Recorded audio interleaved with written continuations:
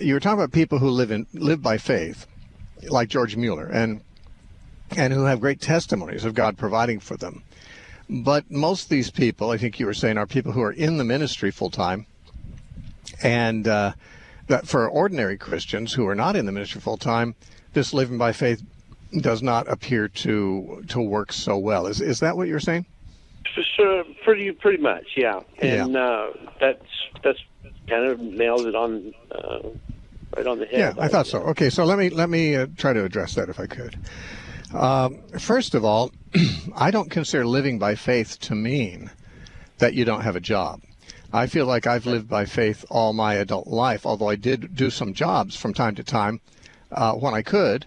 When I had time, I took jobs because I felt like if I'm not ministering full-time, I shouldn't be expecting God to send in a full-time salary or full-time paycheck. If I'm working for God, I believe to the degree that I have no choice but to work for God, God will provide. But if I have the choice and I can work for God and also hold a job, there's nothing wrong with doing that. That I understood to be the will of God. Now, the job in those cases would probably provide a major part of the money that came in, but I see that as God providing, because I believe that when you're doing the will of God, and for many people, the will of God is holding down a job, probably for most people, well, then that's where he provides through. Now, as a person is called away from regular work that pays into ministry activities that are, preaching and such, as eventually I was called to the point where I was so busy, I was running a Bible school. I was receiving no pay for it because I don't do that. I don't receive pay, but I was working full time in the ministry, and I couldn't work another job. So that's when I had to just figure, okay, now I guess God's going to have to provide everything. So, if it looks like the money seems to come in for people who are in full-time ministry, that's probably only because they're the only ones who need it fully. Now, if a person's in part-time ministry and has a part-time job, they probably need finances to come in to cover what the part-time job doesn't cover. But, having God supply your needs, as I understand it, means that he will provide what you need as you do whatever his will is. And if his will is for you to hold a regular job, probably most of the providence is going to come through the job, though sometimes your job won't make enough and you'll have to just trust God to provide whatever is needed beyond. I will say this also, though, and this is a very important point. I think anyone who's going to live by faith has got to live like a Christian. And living like a Christian includes a lot of things, including being content with what you have. Paul said to Timothy, having food and clothing, we will with these things be content. Now, I've been in the full-time ministry for 38 years, and if you say, well, it looks like you guys in the full-time ministry, you're the ones who God provides for, you wouldn't be impressed with the amount he was providing for me in many of those years. You probably wouldn't want to live on it. But I wouldn't take it to that extreme. You kind of made it sound like, well, that's, those guys are, they're getting the gold. And that's not what I meant. I've seen ministers that are, live pretty tight, and their families eat pancakes every day, that kind of thing. And I've seen ministers. I ate rice and oatmeal for a lot of meals. In my single life. I've heard of pastors, talk about how, I think it was J. Vernon McGee said he was never able to get money without having to go to work at something apart from the ministry at all. And, the ministry should be work. Yeah, the ministry should be work. If Paul said the elders who rule well should be accounted worthy of double honor, especially those who labor in the word and doctrine. There is such thing as laboring in the word and doctrine. Just like if you're a school teacher, you're not out building houses in the sun, but you're working, you're teaching. You have to prepare for classes and things. A pastor has to prepare and visit people. There's a lot of different kinds of work. I have no problem with any of that. It's just what I see and have experienced is the fact that when a Christian comes in need, but they're not in the ministry necessarily, they can wind up in some pretty severe situation and maybe not get so much help.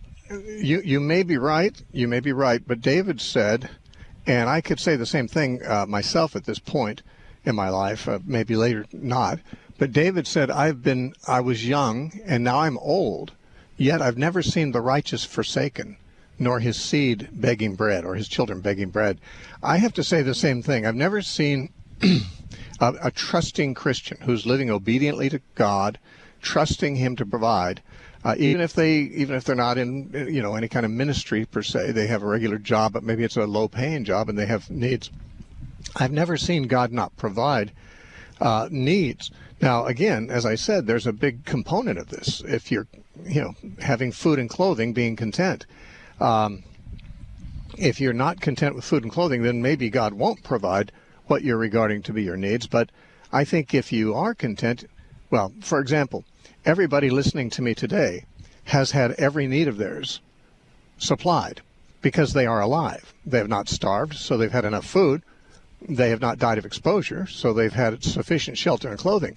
They may be living under a bridge, but that's shelter.